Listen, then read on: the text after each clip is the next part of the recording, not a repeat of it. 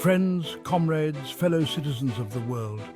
Tonight we delve into the epic clash of economic titans, capitalism versus communism. Picture a boxing ring, folks. In one corner we have capitalism, the scrappy contender, all about individual freedom and the pursuit of profit. In the other corner we have communism, the idealistic challenger, promising equality and collective well-being. Now, these two heavyweights have been duking it out for centuries, each with their own posse of philosophers, revolutionaries, and yes, even economists. But let's be honest, folks, understanding these economic systems can feel like trying to decipher a message written in borscht. So, tonight we're breaking it down Kolber style. We'll explore the pros and cons of each system because, frankly, even the best boxing matches have rules. Hold on to your wallets, comrades, because things are about to get economically stimulating. Capitalism, folks, it's the system that built America. Well, that and the backs of countless immigrants who were promised a better life. But hey, details. The basic idea is simple. You've got the drive, you've got the talent, you can climb that ladder of success. It's all about individual freedom, private property, and making those sweet, sweet profits. Think of it like a giant flea market, except the fleas are wearing monocles and top hats. You're free to buy, sell, trade, even invent the next pet rock. The more you hustle, the more dough you rake in. It's a system that rewards innovation, competition, and yes, sometimes even a little bit of luck. But hold your horses, cowboy. Before you go all Gordon Gekko on me, remember every coin has two sides. And capitalism, my friends, has a flip side that's a little less shiny and a lot more shadowy. Here's the thing about that capitalist ladder of success. Not everyone starts on the same rung. Some folks are born on the top step, sipping champagne and counting their stock options. Others are stuck in the basement, working their tails off just to make ends meet. That, my friends, is the income gap, and it's wider than the Grand Canyon after a particularly heavy monsoon season. Then there's the whole boom and bust cycle.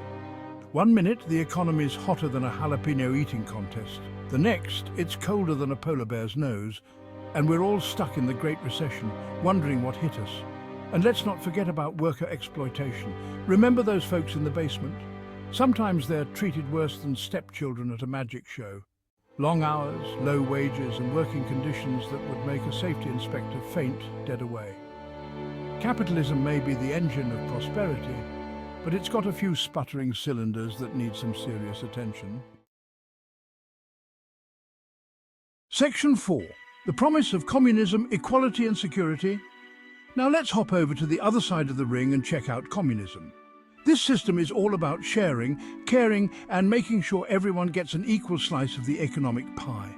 No more billionaires and paupers, just comrades working together for the common good. Imagine a world without poverty, unemployment, or those pesky student loan bills. Healthcare is free, education is universal, and everyone has a job, even if it's just painting rocks red. Sounds like a socialist utopia, doesn't it? But hold on a minute, comrade. Before you grab your red beret and start singing the Internationale, let's take a closer look at the reality of communism. Because like that discount caviar you bought online, things aren't always what they seem.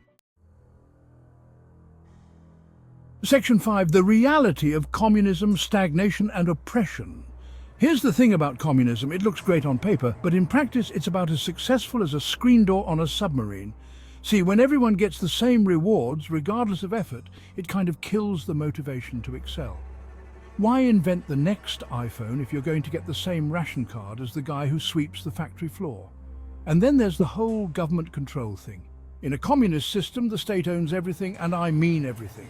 That means no private property, no free markets, and definitely no freedom of speech. Try criticizing the government, and you might find yourself on a one-way trip to a Siberian work camp. Historically, communism has a pretty dismal track record. From the Soviet Union to Maoist China, these regimes were plagued by economic stagnation, political repression, and more famines than a season of Survivor.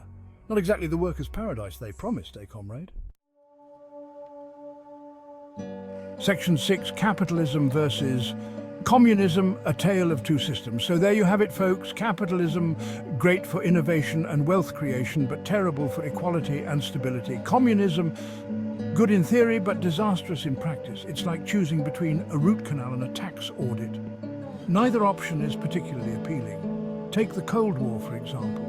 The US and the Soviet Union locked in an ideological battle, each claiming their system was superior.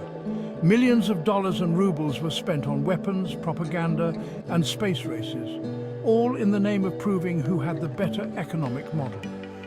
In the end, the Soviet Union collapsed under its own weight, proving that a centrally planned economy is about as sustainable as a house of cards in a hurricane. But don't start celebrating just yet, capitalist comrades. The victory of capitalism wasn't exactly a slam dunk. It came with its own set of problems, from sweatshops in Bangladesh to the financial meltdown of 2008.